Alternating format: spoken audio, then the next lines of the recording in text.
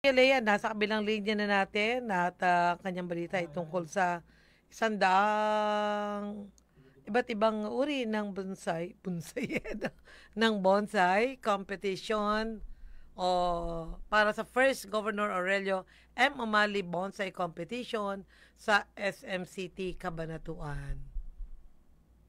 Go, go, go, Lea. Ayan, maulan na umaga po sa ating mga tagapakinig dito sa radyo natin Gimba at lalong-lalo na po sa mga nakabang sa ating Facebook Live streaming ngayong araw. Iba't ibang uri o klase ng bonsai ang inilahok ng nasa 100 bonsai lovers mula dito sa bayan ng Nueva Ecija para sa kauna-unahang bonsai competition na ginanap kahapon, Setyembre 1, taong kasalukuyan na ginanap sa Level 2 Sky Garden Park, SM City, Cabanatuan. Kaugnay ito ng pagdiriwang ng ika-128 unang sigaw ng Nueva Ecija. Ang programa ay pinangunahan ng ating Gobernador Aurelio O.E. Matias Umali, katuwang ng buong Provincial Government Units, Provincial Tourism Office, at iba pa mga panauhin at mga hurado na mula pa sa Metro Manila.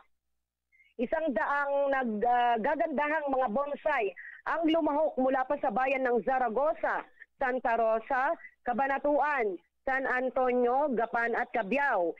Itinanghal na champion ang entry ni Ginoong Win de la Cruz mula pa sa Purok 5, Barangay Maugat, San Antonio, Nueva Ecija. Ang tugas o isang klase ng puno ng mulabi ay inaalagaan o mano ni Ginoong de la Cruz ng nasa mahigit 14 na taon na. Tumataginting na halagang 15,000 pesos cash at tropeyo ang natanggap nito.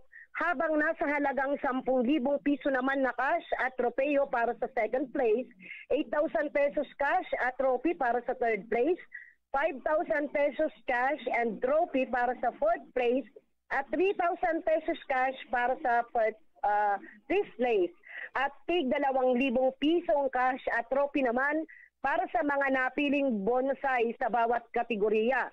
Isa na rito ang Balaraw artist mula sa Cabanatuan City na si Ginoong Roel Milan Reyes, kung saan napili ang alaga niyang Baliti Microcarpa na bonsai na Best in Weeping. Merong ding mga nanalo sa Best Forest, Best Fruiting, Best Literate at ang isa sa pinakamaliit na bonsai na tinatawag na Best in Mami. Ayon kay Kapitan Ramon Garcia, ang organizer ng nasabing patimpalak, ang bonsai exhibit ay magpapatuloy hanggang bukas na lamang, Setyembre 3, sa dating lokasyon nito sa SM City, Cabanatuan. Arialea para sa Balitang Lokal, ang radyo nating Gimba 105.3 FM, tuloy-tuloy sa pagbabalita at serbisyo. Sama-sama tayo, Pilipino. At Arialea, kailan ginawa yung ano na yan, yung bonsai competition? Kahapon ba? Kahapon, kasamang G. September 1.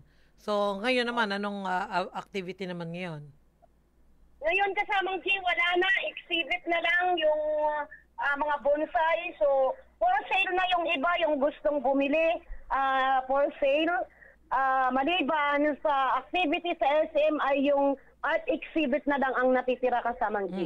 At kasi nga, may bagyo, may ulan, dapat merong concert mamaya, hinansila na rin. Ay, ganon. Wala nang wala nang Yes po. concert. Opo. So, sabihin, wala nang masyadong activity ngayon dahil sa bagyo. Opo. Siya, sige. Maraming salamat, Arya Lea. Nagustuhan ko yung yung bonsai na yung namumulaklak. Anong kayang halaman yun? Anong puno? Marami pong namumulaklak doon kasamang G, pero ako nagustuhan ko doon yung namumunga. Namumunga na yung berry. Strawberry? Yung mulberry tree, yes, na binonsai. Mulberry. Opo. Na pero, bonsai. Kaya lang kasamang G ang mamahal. O di, magbobonsai na lang tayo. Kung hindi kaya ng ating bulsa, di ba? Kailangan matuto ka lang at saka may passion, may hilig, 'di ba, sa pagbobonsai. So buti naman at nabibigyan din ng ng pagkakataon yung may mga ganyang talento at hilig sa pag-aalaga ng halaman. Kasi naging Marami kasing naging plantitos, plantitas eh, no? At yung bonsai na Opo, yan, kaya matagal yun na nga. yan eh. Yes. Oo, matagal na Pero rin. dito, sa Kabanatuan Kasamang G kahapon is first time ever daw po na nangyari. First time. First. Kaya pala, Opo. first governor. Opo, Mali opo, opo. bonsai competition. Ano ba si Gob?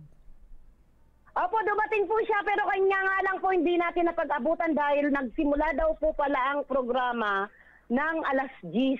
So wala po tayong kaalam-alam na timrihan lang po tayo kaya sumugod si Arya Lea doon. Okay, sige. Maraming salamat, Arya Lea. Yes po, maraming salamat din po.